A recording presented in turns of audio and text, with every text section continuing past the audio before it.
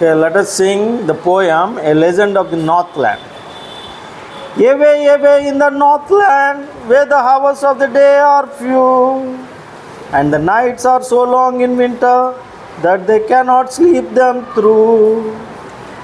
Where they harness of the swift reindeer to the sledges when it snows, and the children look like bear cubs in their funny furry clothes.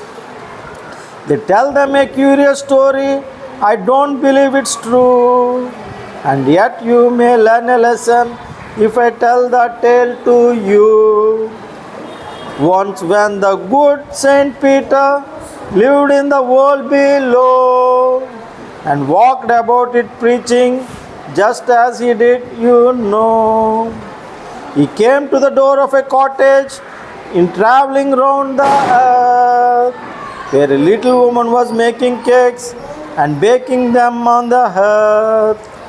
And being faint with fasting, for the day was almost done, he asked her from her store of cakes to give him a single one.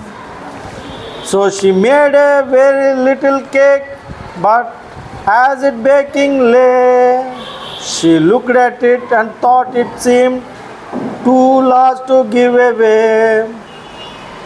Therefore she needed another and still a smaller one. But it looked when it turned it over as large as the first had done. Then she took a tiny scrap of dough and rolled it flat and baked it thin as a wafer, but she couldn't part with that. For she said, my cakes that seem too small when I eat of them myself are yet too large to give away. So she put them on the shelf. Then good Saint Peter grew angry, for he was hungry and faint, and surely such a woman was enough to provoke a saint. And he said, you are far too selfish to dwell in a human form, to have both food and shelter, and fight to keep you warm.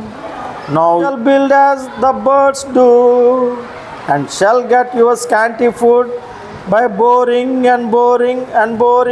all day in the hard dry wood.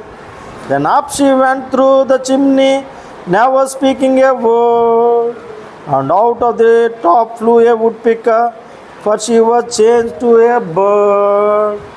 She had a scarlet cap on her head, and that was left the same, but all the rest of her clothes were burned black as a coal in the flame. And every country schoolboy has seen her in the wood, where she lives in the tree till this very day, boring for food.